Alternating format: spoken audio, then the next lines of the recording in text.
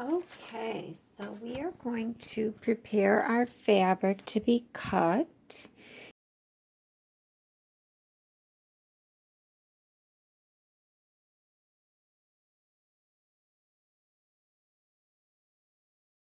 And we'll turn it over.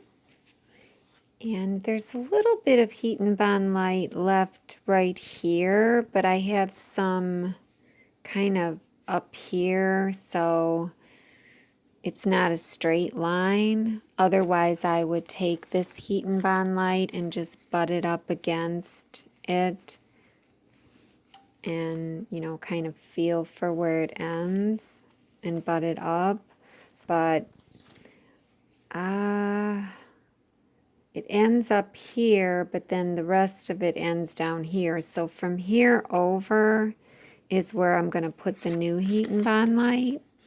And so the paper side goes up and the glue goes on the wrong side.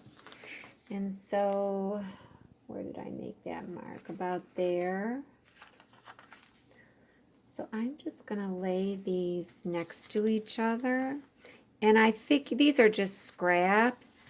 And you want to have like a 1/2 inch leeway going around your design. So I just took the template and made sure, I have tape here, so that I have enough. So I'm going to have to really cut it close when I get to the Cricut Maker. I'm going to have to really make sure I plan this correctly.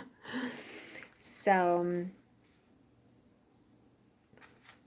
and you want to have your iron on medium heat.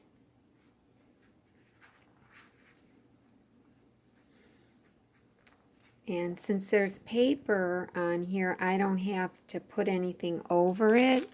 But since I have some glue on this one, I'm going to just protect my iron. So this part is only 2 seconds, they say. It adheres really fast. And then we'll just let it cool. And then you just peel it off after it cools. Now this is the Heat and Bond Light. And I am going to try the Heat and Bond Feather Light because it's thinner. So then your quilt will be softer. But, you know, I remember they made a Heat and Bond Feather Weight a long time ago. But I don't think they make that anymore. But you might see it floating around. I don't know if it got good reviews. I think the edges were fraying and so on. So I don't know if the Heat and Bond Feather Light is better. I've read some reviews like on quiltingboard.com or what have you. One woman said that she tried them both, Heat and Bond Light and Heat and Bond Feather Light. And she went back to the Heat and Bond Light. So I don't know. So, but this is all I have. And I have a lot of it. So, oh, see that? But this, nothing sticks to it. So, that's good. So then you, before you cut it with the Cricut Maker, you'll just peel this off.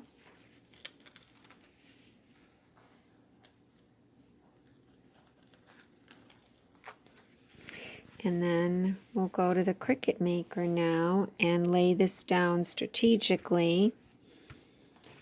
And we'll cut out our shape.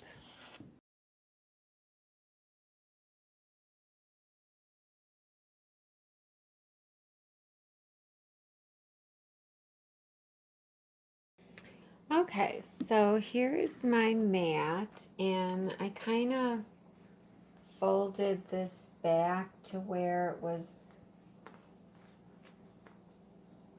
This is where my Heat and Bond is right here. So I just made sure that that was overlapping that 1 inch line by, 1/4 of an inch. because my design is going to stitch here. And let me grab my template. I guess to be a little more accurate, you know, I could have got my 1-inch ruler and put it up here at the 1-inch mark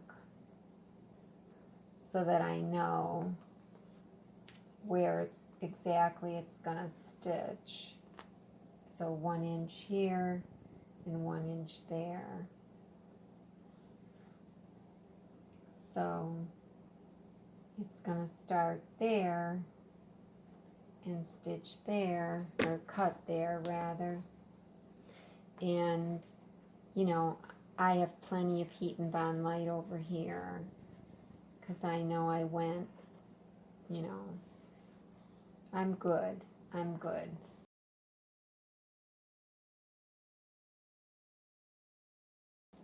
So then a lot of times I'll take it and roll it with the roller, you know. I should be doing this on a flat surface, but this is all padded and quilted tablecloth. So that should be good. And it's ready for me because the light is blinking. So that's how you know. When the light is blinking, you know to put it in. I have my rotary blade in there. So, and then I'll just click the blinking light. And I kind of pushed it a little lightly with my hand when I put it in, just to make sure. Because otherwise, sometimes it won't feed and you have problems. I'll just click this C button there and it should cut.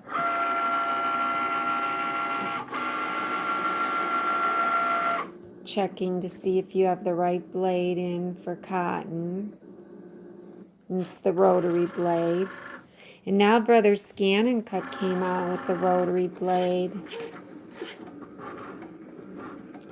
Cricut probably had the copyright on it or something for so many years, or who knows. But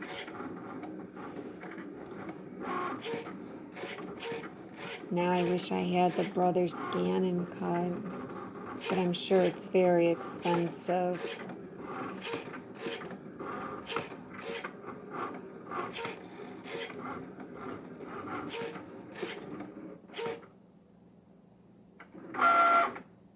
And then it's blinking, so that means it's done.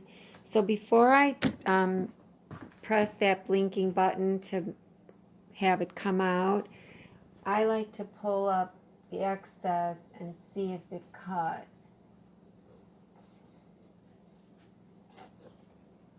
I don't see it cutting. Okay, there it is. So I'm good. So it cut really nice. So I'm good. So then I just peel this one off. And then I use my fingernail. You're really not supposed to do that. They say not to put your, you know, your hand oils on there, but I don't know. I have this tool that I could be using as well. But sometimes I worry that it could ruin it. So the pointed ends are delicate. Once I have this top one up, then I can get the other ones. I just don't want to stretch it. And there it is. It's beautiful. So it has the heat and bond light on the back, so it's ready to go.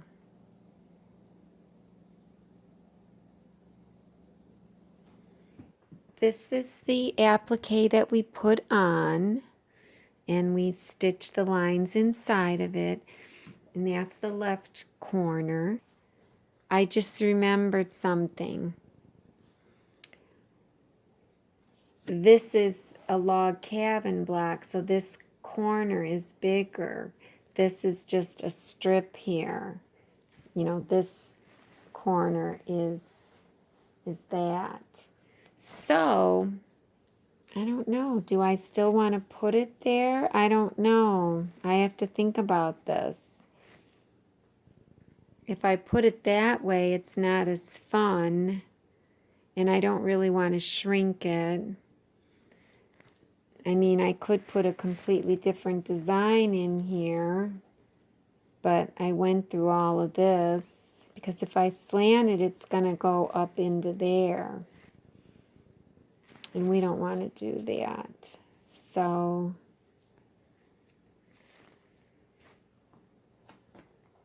I don't think I want it to be straight.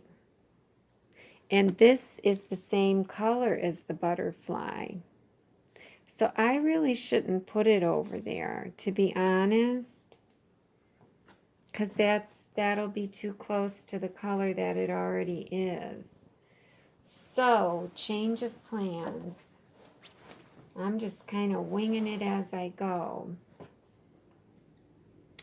Here's the center of this row here. I mean, I could put it right above that. I could just center it right above that. But still, it's not flying. I don't know. I could just slant it a little bit. I mean, that's cutting it close. I guess that's okay. Really wanted to cover up my wine, so I'm covering it up. I don't really want this blanket stitch to be in the same realm as another stitching, if I can avoid it.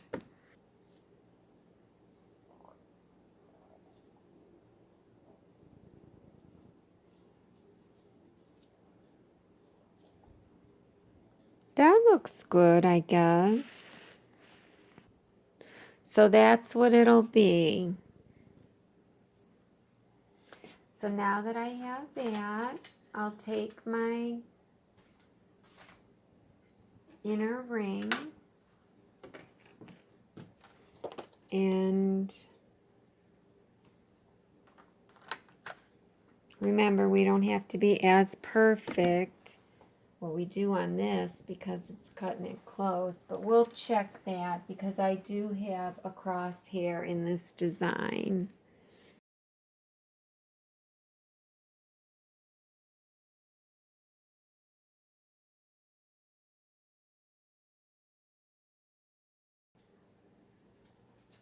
I mean, I just have to flip it on the screen and then hoop it this way. Then I have less to put up into the arm of the machine. So I'm going to line up this crosshair with this crosshair, and I've got my double-sided tape on all four sides.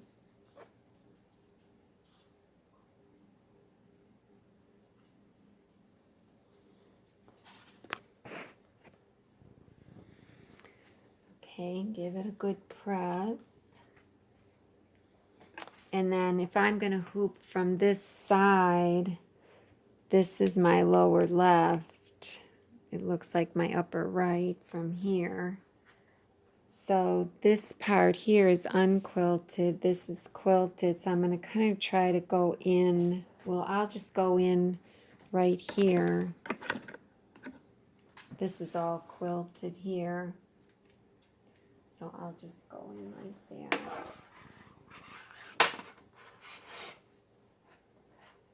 And it's sticking to the quilt, so you know, this inner ring. So there's a gap here, so I'm going to press there. And there's a gap here.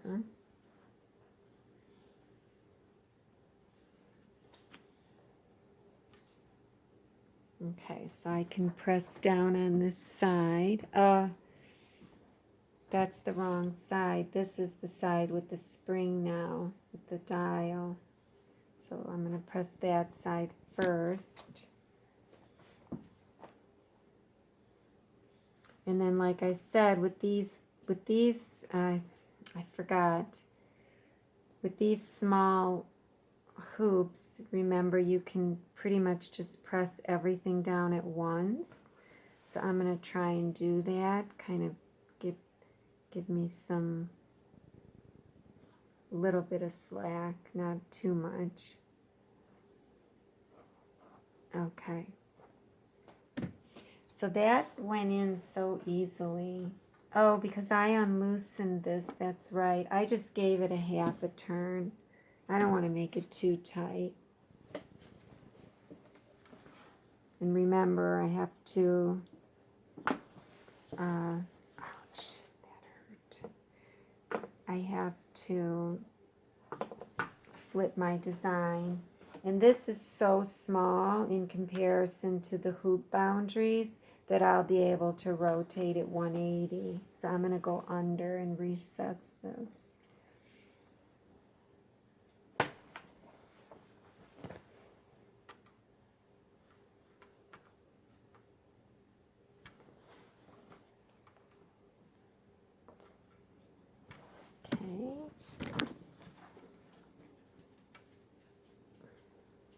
Boy, it's not easy to recess stuff with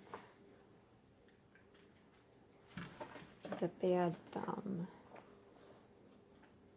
Okay, so these are all flush, and we'll push this over by the machine, and we'll turn it around.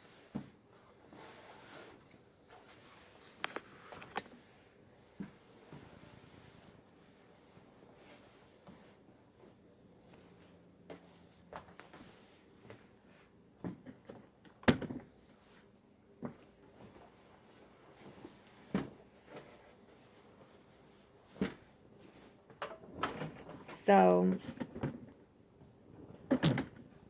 remember, we just, the butterfly is in the right direction, but we had to turn our hoop, and that means we have to rotate our design. So let's get it in the hoop first, and then we'll go to the screen and address everything. Okay. So I'm just taking the excess and putting it, you know, on the table. Just kind of putting it up here for right now.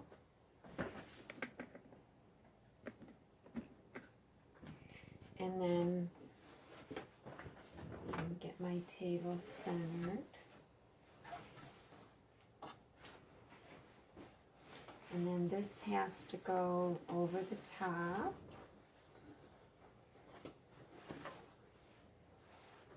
And the sides get tucked in. And I'm going to just roll it towards me and pull it up.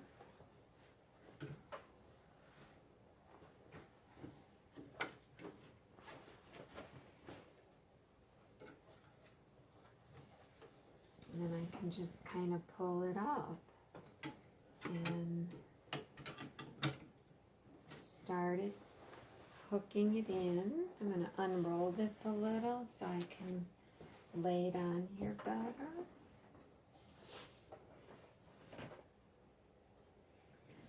And I'll just pull this up. So I have it rolled towards me. And it clicks right in. Make sure it's pulled up good on the back. And now I'm going to pull this table away a little bit.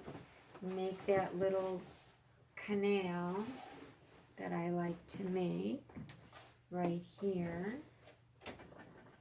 And that gives it room to move around. That just works out so great. I love that. Okay. And so remember, I don't have to be away as far on this one because this hoop is like 3 inches. So I have to be like 3 inches from the hoop with my table. So I'm perfectly good. So now we have to remember to move or rotate our design. So I'm going to do that before I check for center or anything, just so that I remember. And it's showing M1 hoop. I wonder if I didn't change that on in my software. I might have to do that because I wanted to say the correct hoop. I don't want any surprises. I mean, my design is centered, but so the center of the M1 hoop is the center of this hoop. It doesn't matter, but still. So I'm going to go to the menu, edit, and first thing I'm going to do is change the hoop, M hoop M2, and now I'm going to rotate it. So here, now I can rotate it or I can flip it, but I'm just going to rotate it 180. So rotate, and then we'll go 90 and 90 again. And now it's rotated, and that looks just like what's in the hoop. They're both, if I tilt this and try to get them both in, you could see they're both the same. Now, if you weren't able to rotate your design because it was so large and was going to hit the hoop boundaries, well, for one thing, you could tell it, let's go back. For one thing, you could tell it back that you're in the bigger hoop. But if you're already in the biggest hoop, that's not going to help. Here's the other thing you can do. We'll go back to the small hoop. If your design is so big and it hits the hoop edge before you are able to get it fully rotated, then just flip it twice. So I'll show you what I mean. We'll go to the next page and we'll go into our 2 flip options. And you click both of them. That's the same thing as rotating 180. So you flip it once horizontally and then once vertically, and it flipped.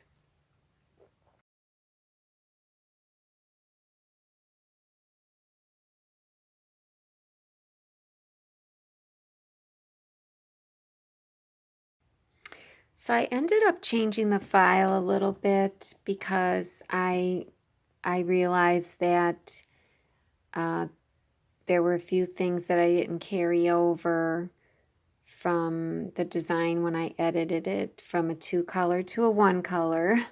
So with this design, you'll see that if I click on this button to show what's stitching, I have the crosshair stitching first because now if I did want to check for center and rotation on an applique, at least it's there. And you know, I did use it for this one since it needed to be so exact. So we'll leave that in there. And but I already checked everything for that.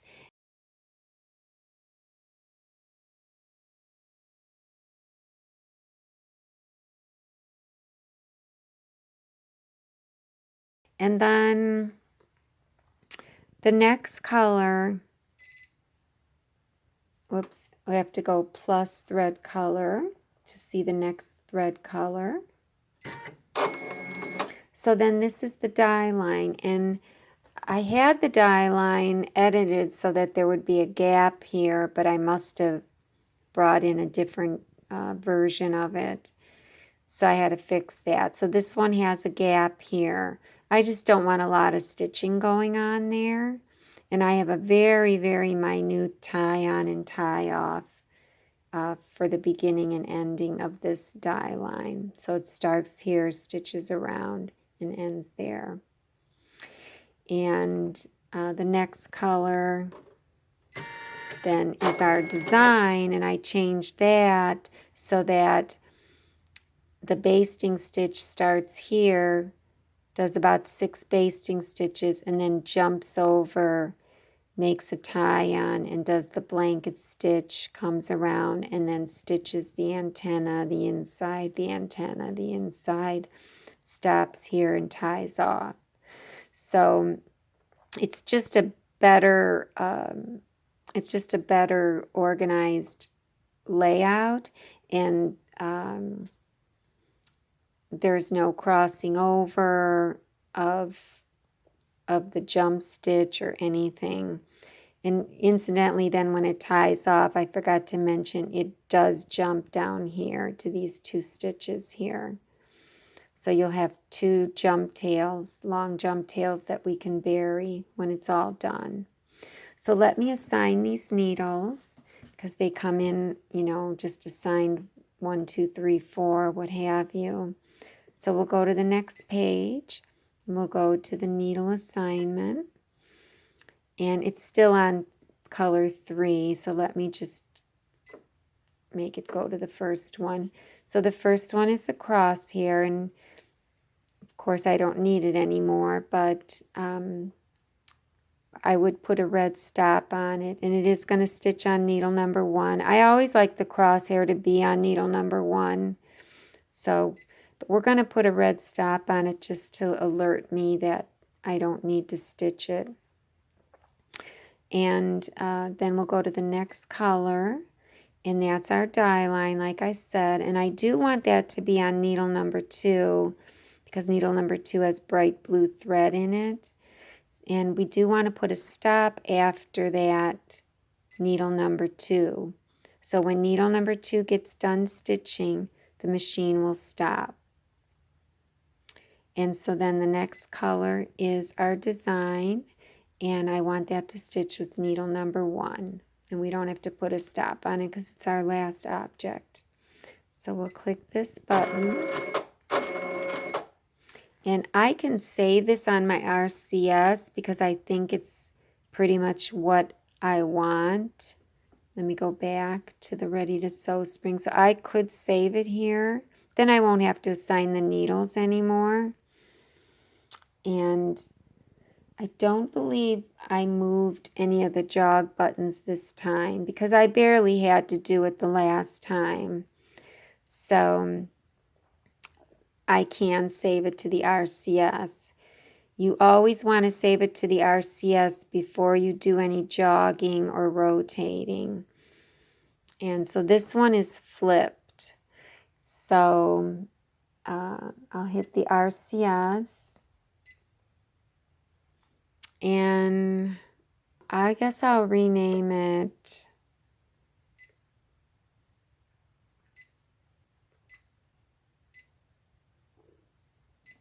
Applique. I don't know if I'm going to have enough for the word flipped or rotated. I think that's all I get is 6. Butterfly applique flipped. Yeah, 7 it gave me. No. 2. 8. Okay. That's good, I guess. And then hit OK. Okay, so now it's still on this color. So let's go plus thread. And that's the crosshair. We don't want to stitch that. We're done with that. And now it's going to stitch the die line. So it's going to stitch it on needle number 2. Okay, so I'm going to hit the start button. And I'm just going to let it go ahead and stitch it. It's already, the thread is in the thread catcher, so I don't have to hit the the trim button there to get it in the thread catcher. It's already in there. So I'll just hit the start button once I get the warning, and then again. See, it barely did a tie on for that.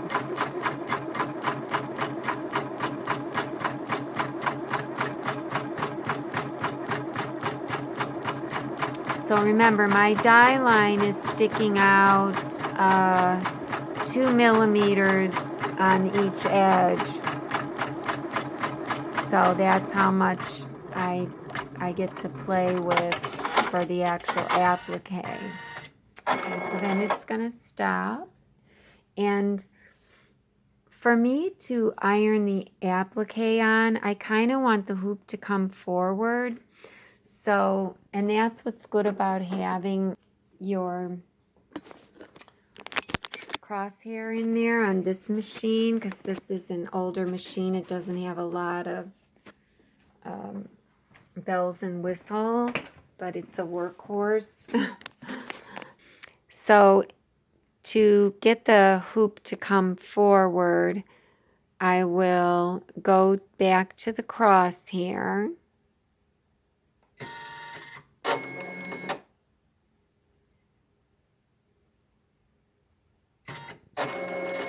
Okay, and then now since it's flipped, the crosshair is going to start. I'd have to fast forward. See the crosshair starting down here. So to get it to go back, I have to hit the fast forward button. I'm just holding it down.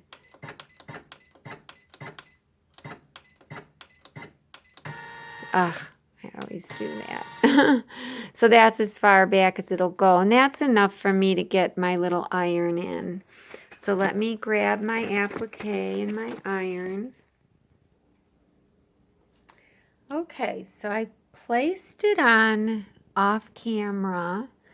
And to be honest, if you have some Elmer's washable school glue, you might want to have, you know, dabbed maybe one or two spots on the bottom just to help you out with this step.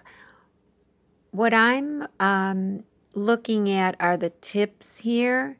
So I want to tack those down first, and I know I need 2 millimeters of gap all the way around the design. So this is a Dritz little iron. It's not that hot. So I'm going to go ahead and go in on this tip here. It looks about right. And I'm just going to, I've got most of the pressure on the back of it. And this is supposed to be for 6 seconds to get it tacked down. And now I'm going to make sure this one is right. The tips are hard because they curve in and you could have some stretching on the bias even though there was Heat and Bond light on it. So I'm going to kind of push that a little bit and tack it.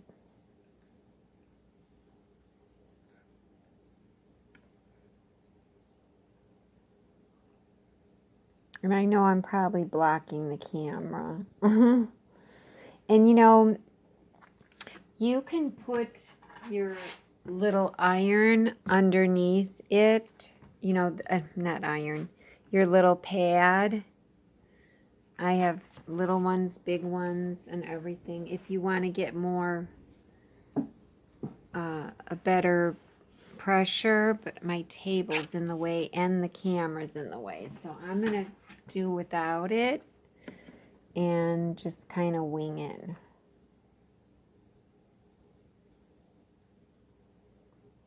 And these aren't very hot, these little Dritz irons, but I'm good with that.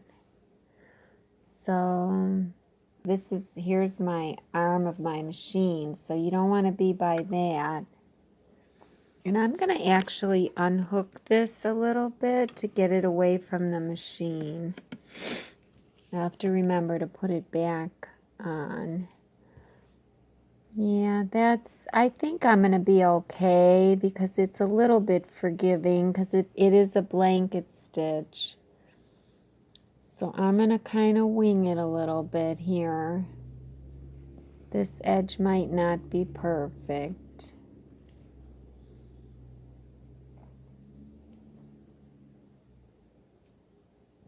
And if I had that underneath, I could press harder.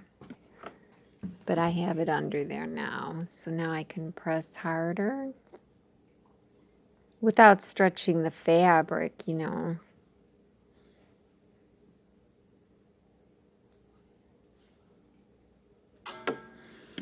So there it is, it's on. So we'll see if I did a good job or not. So I have to push that back in. Don't ever want to forget to do that. So we have to make sure we got this pulled up in the back. So I'm pulling this up back here. Make sure it's all clear and out of the way.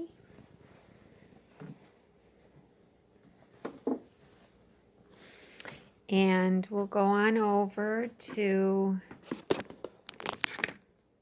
because remember we're on the cross here, and we'll go to the last color. So since I'm on the first color, I can just hit the minus thread. Oops. I don't want to do that, not after all this. Let me just go plus.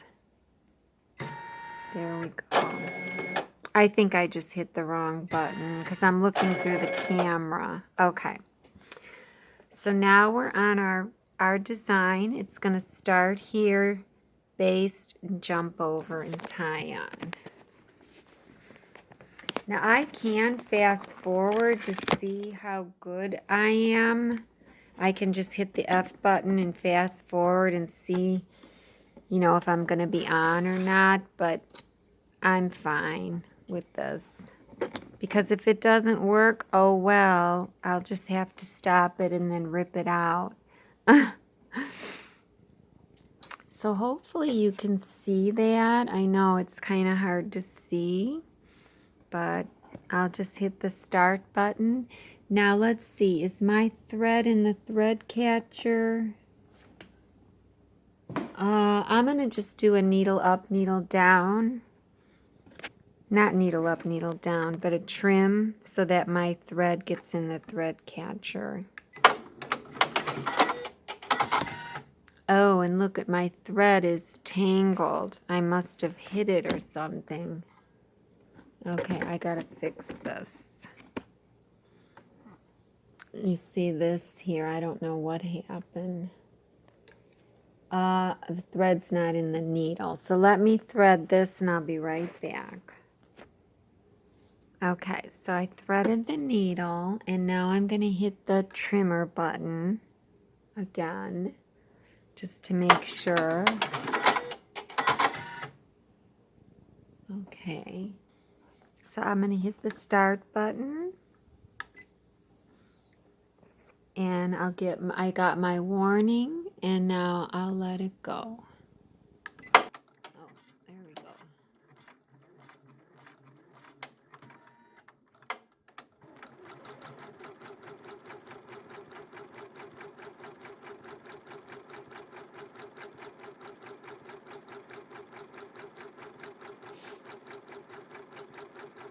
It looks like it's right on so far.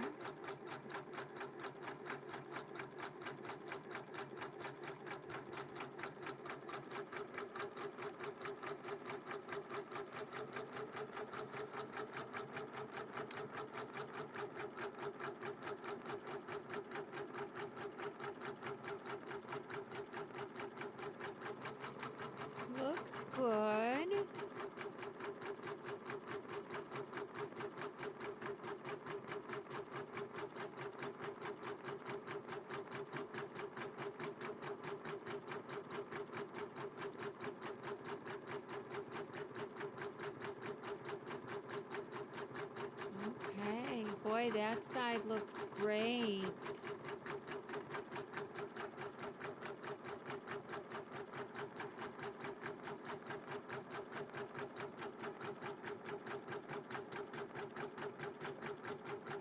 So you're witnessing my very first time with the full applique. So you can see I make a lot of mistakes just like everybody else.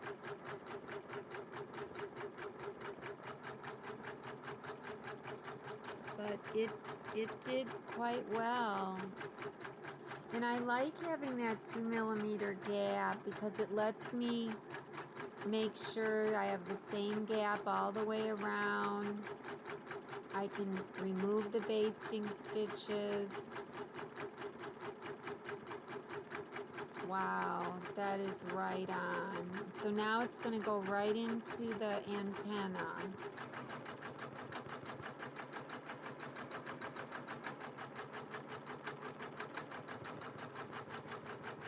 And then it'll stitch that whole side.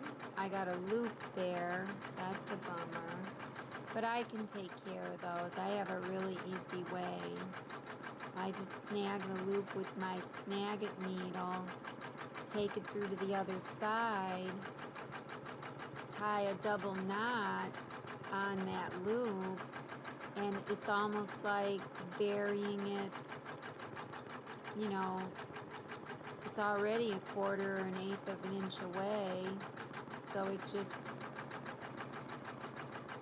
you know, you snag it just like you're burying thread tails.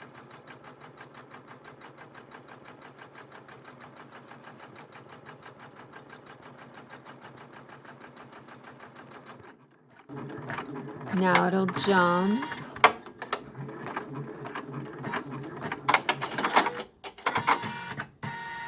I didn't like how it did all those tie-offs over there because I didn't have that many. Okay, so let's see how we did. I think we did good.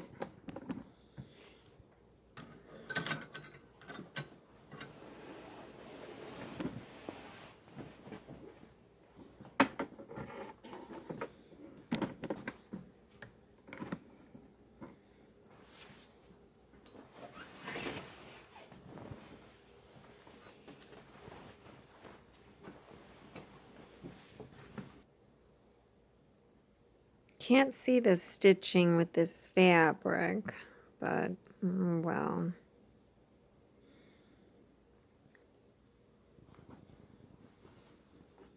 But it looks good. It's right on. Boy, if it weren't for that loop.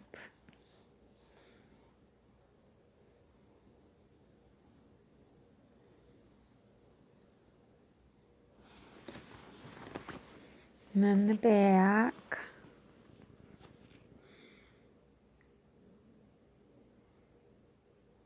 Should turn it around the other way. Look at a hair is in there. Oh, great. That's not good. It got stitched right in. My long hair.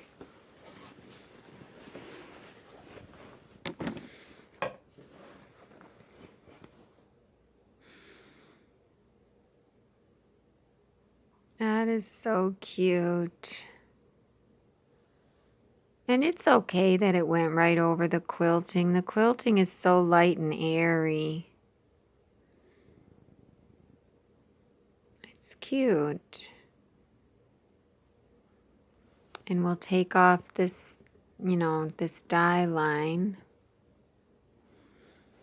So I'll just remove that now.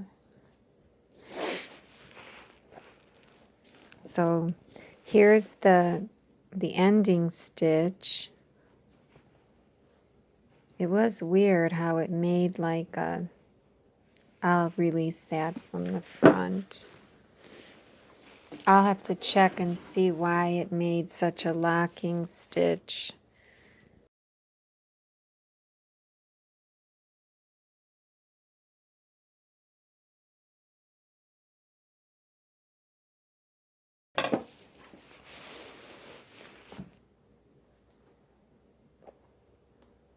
Yeah, and I can't see that. So I'm going to cut this.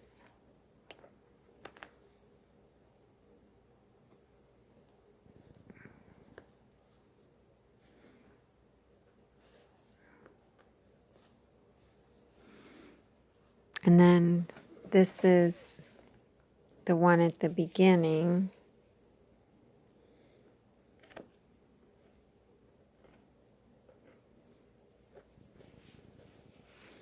So those two we can bury. This is part of the die line. That bums me out. I don't know why it did that. It didn't do it before. Well, there is a seam here. So maybe it's caught in the seam, but it still did seem like it took, oh, there it came out. Like it took too many stitches there. It wasn't supposed to take that many. I'll check it out though. So with that knot there, I can't have that. Okay, so then, and here's the other one here, the basting stitch from the start. It'll just pull up because I released it already from the back. And so now these two, oh, that's what I was going to do. I was going to have these two end in the same spot. I thought I did. But maybe I didn't. Let's see. No, it doesn't look like I did. This is the bobbin thread coming up, which I can let it come up and just bury these two up here and bury this one in the back. That would be fine too. It doesn't matter where you bury them. So I'll just do that.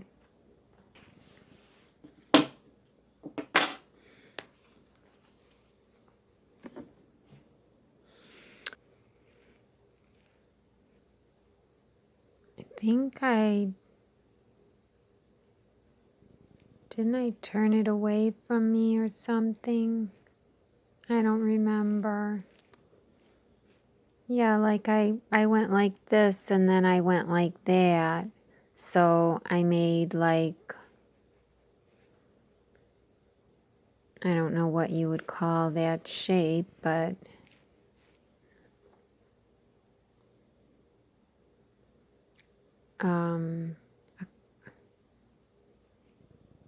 I don't know what it is. It's not a comma or apostrophe. I don't know, but I'll try and maybe hold it here, and then slide this under and grab it. So I've got these two fingers holding one the loop and one the string or threads. So I'm getting a little better at that. I'm so used to having long thread tails. It's so easy when they're long. So that's about a 1/4 inch. Ugh, that's a heavy quarter. God.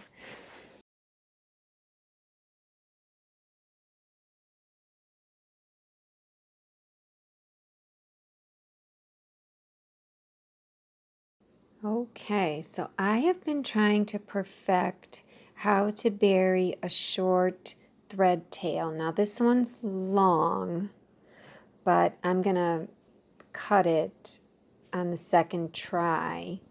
So, but for the first try, I'm gonna do it as a lefty, and I'm gonna try and attempt to do it as a righty on the second try. I don't know if I'll be able to.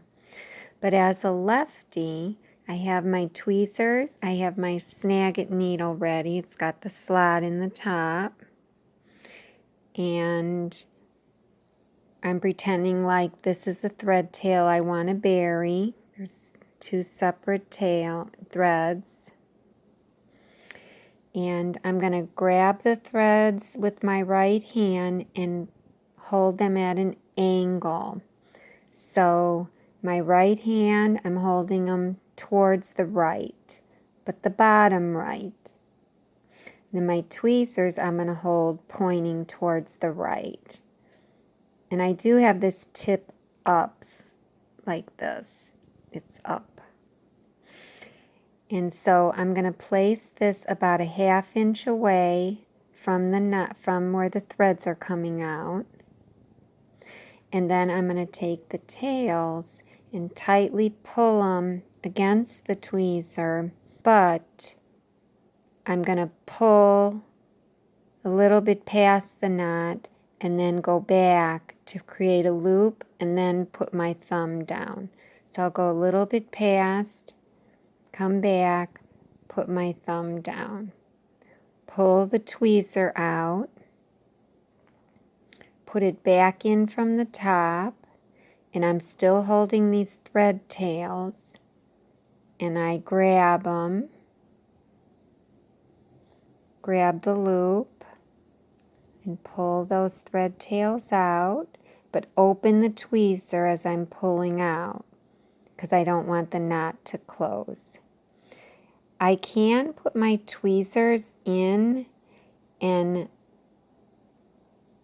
twirl that, push them all the way down to the knot, because this width here is, it's not a 1/4 and it's not an 1/8, it's somewhere in between, and I can pull the thread tails tight up against that and possibly get the perfect length for burying that knot. And so then when I pull them out, that loop, it might close up a 1/4 inch away, but it almost looks like it's going to come up too far. So I'll probably should slide it down a little. I'm used to actually sliding the needle in, because then I know when I'm a 1/4 inch away from where the threads came out of, and I press the needle in and then pull these threads tight. And then I'll have that knot, and then I can bury it. So I'm not going to pull them tight right now, because I'm going to try this as a righty. I don't know how I'm going to do that. So let me pull this loop out. I'm going to try it as a righty with them still long. So I chickened out. Okay, so the tweezers are in my right hand. The thread's in my left. So I'm going to hold the threads to the left bottom corner. Put these in 1/2 inch away from where the threads came out of. Pull this tight past where they came out of, then come back to kind of form a loop. Twirl the threads, and then put my thumb on that intersection. Pull this out, put it back in from the top, and grab those tails that I'm still holding. Now let's see, should I put them on top? And then grab the loop. And, oh, I'm not a righty. Pull it out. And then there's my loop.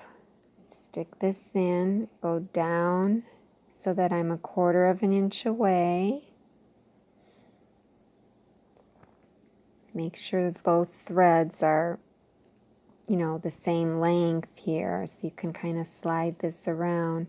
So if I pull this down, I can get that knot to be a little bit more exact, because now it's thinner down there.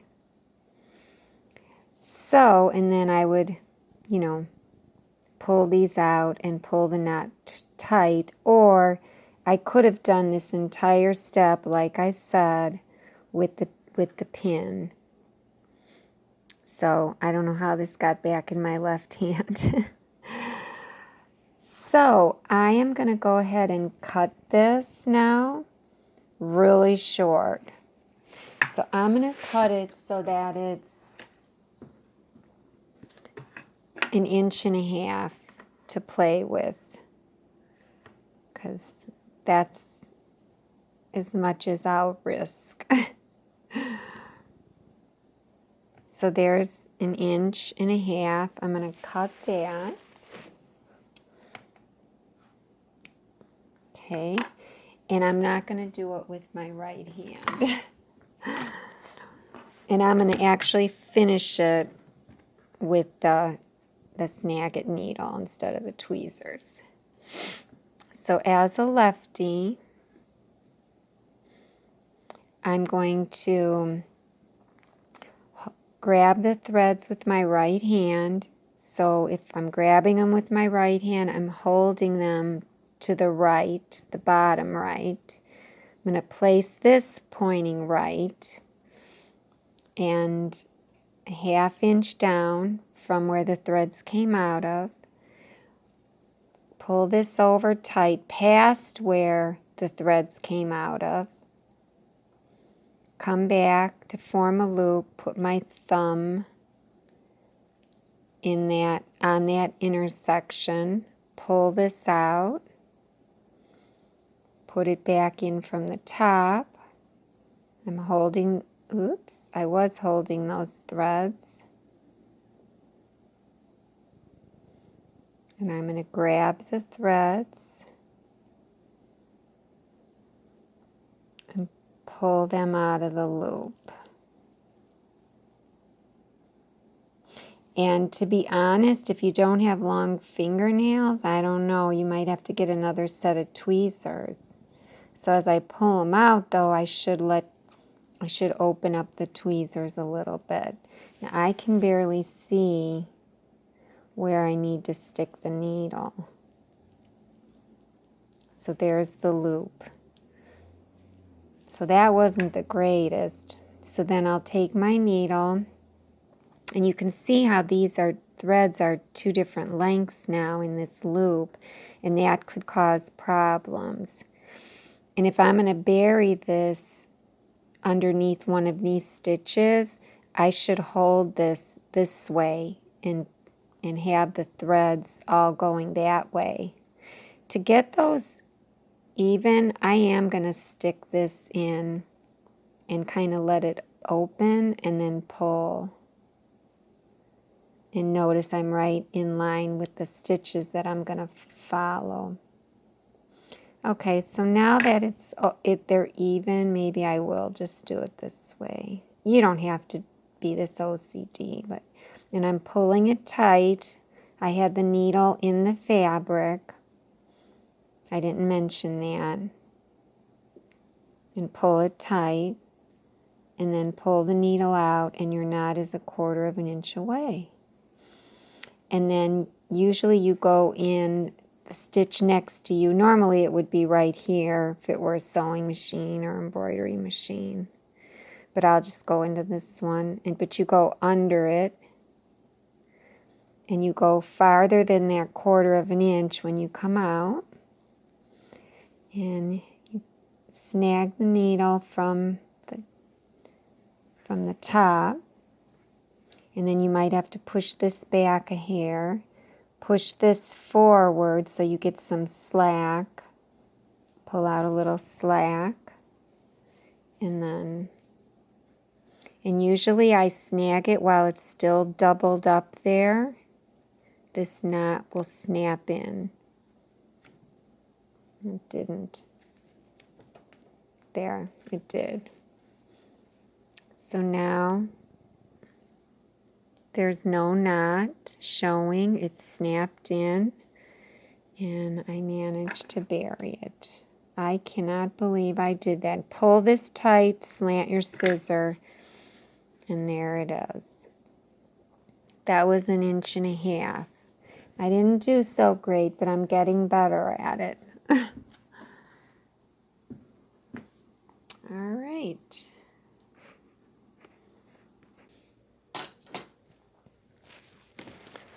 so where I'm going to stick this in, you have to make a new hole.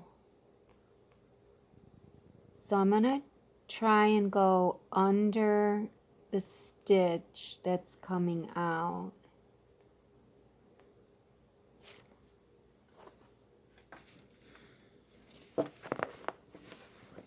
Oh, I can't find the underside of the... Oh, here we go. So I'm going underneath the stitch that's in front of those two. But I can't, it's too tight.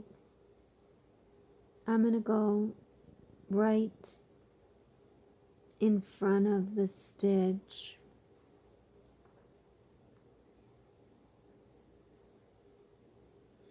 And I'm going to just go in here, because that's really the only place I can go. And then I'll snag it.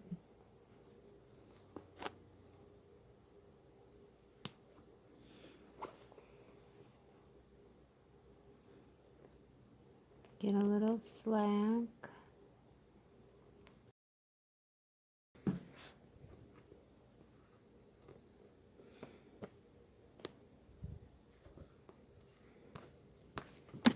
I think it snapped in. Yep. I heard it snap in too. Boy, this ain't going nowhere. This is going nowhere. And then this one, we'll just take it through the same hole that it came out of to feed it to the back. My needle came out of the hole. Okay.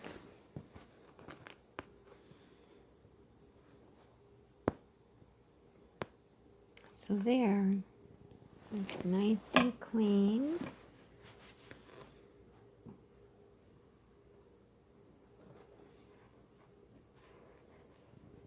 Let's see if I can do this.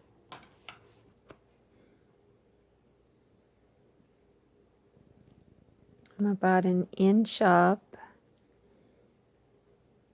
Hold that. I thought I was holding it with 2 fingers, one here and one here. I don't know how I got that.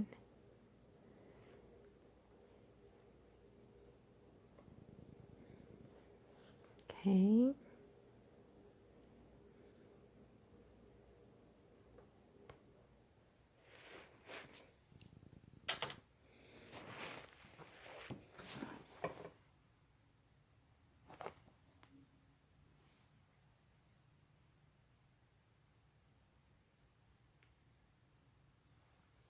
Trying to go under this stitch here.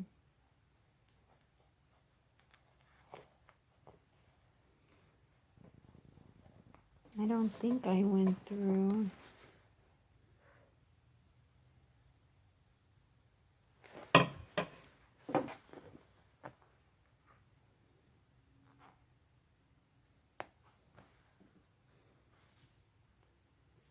Get some slack.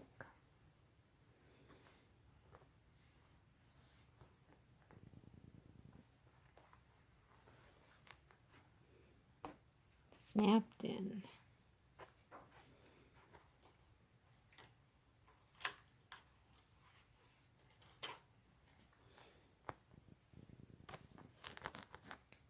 Okay. So that's done. Now let's take this out.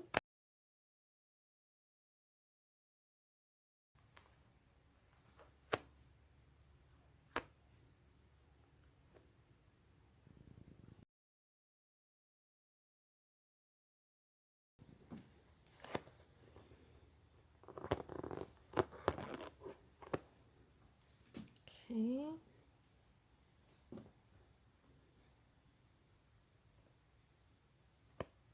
Oh, that's the loop. That would have been a disaster. There's that knot. Okay. So that looks good and clean.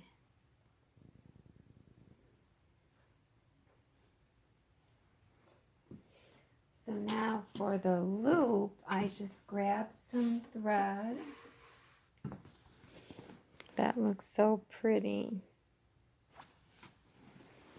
Even from the back, it's like a whole cloth quilt. Not really, but...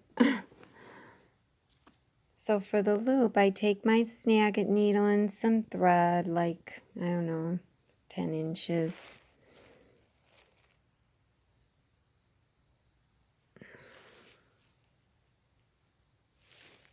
And snag it.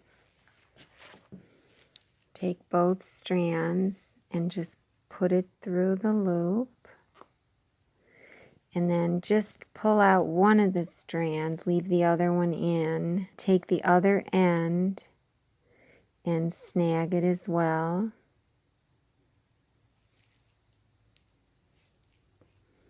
Okay. And at this point, I could have tied a knot around that, but I'll just wait till I pull it through, because then I'll have it nice and straight up and I'll know exactly where I want to tie the knot. See, because this loop is big enough to just be my 1/4 inch that I normally tie, you know, to bury stuff. It's less than 1/4, of course. It's more like 1/8, and it's far apart, so it's even less than that, but it's enough to bury.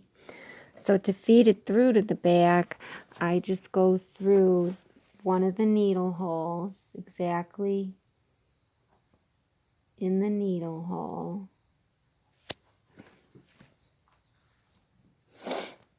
Make sure I have the tails.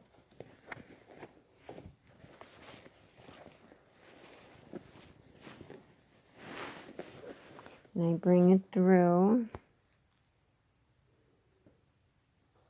And you can kind of feel it come up through. And you can kind of see the loop a little bit. And it's kind of sticking out enough for me to tie a knot. Sometimes it's not. Sometimes you have to just feed it underneath and far away and come up through another hole and then do it again, like as if you're burying it.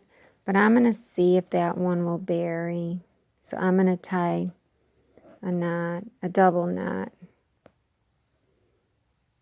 I might be pushing it, but... And so now there's a knot, you know, on the loop. So now I can just try and bury it, but I don't want to go too far away because I don't have a lot to work with. So, and it looks like I didn't come up through the hole correctly. So that's not good. So I have to see where I can go in at. Try to make this. So I'm going to try and go underneath this thread here. And kind of see, where's the bottom?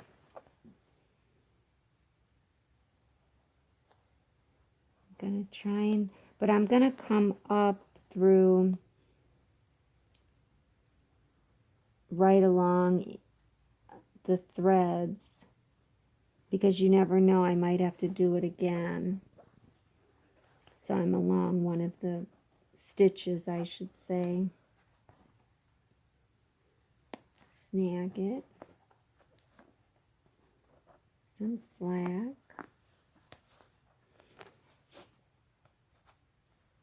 And it went in, but it didn't really snap in so great. So I'm going to do it again, and this time I'm going to make a regular knot, the way I like to make it. So I twist it all the way around, stick my thumb in, grab the ends, pull the loop back. And then there's my loop. And you want to make sure they're both the same. And I like to hold it towards the stitching, but it doesn't really matter now. Well, it does. Whatever direction you're going. So now, because you want to go underneath the stitches, so I'm going to pivot. So I punctured that, and now I'm going to pivot back. And now when I come up, I don't want to be too close to the stitching because I know I'm going to cut this flush, and I don't want to cut a stitch.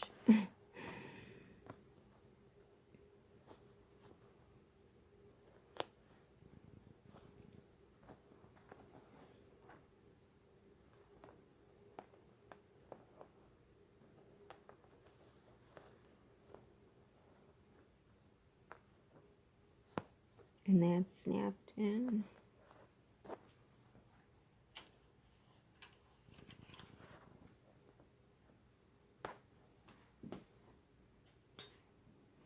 Loops happen a lot. I've talked to people with Baradins and Tajimas, and they get loops all the time.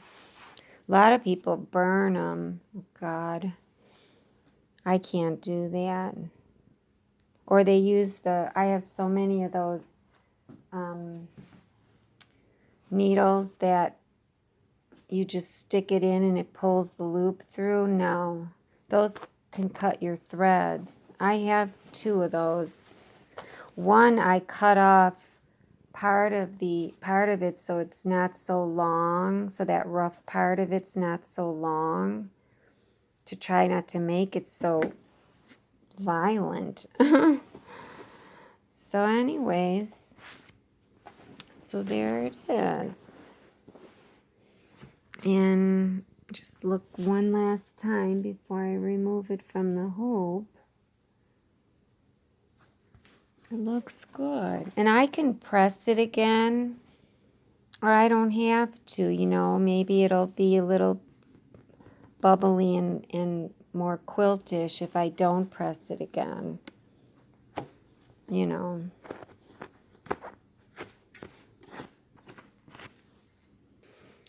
So I got the 2 of them.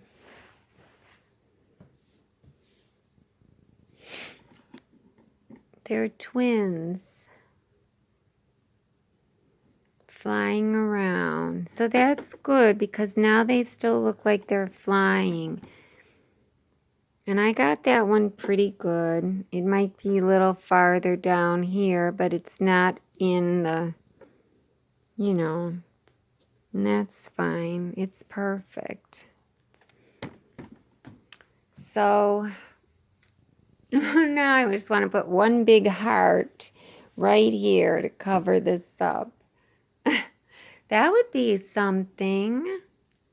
What if I did put a big applique? No, that would be stupid.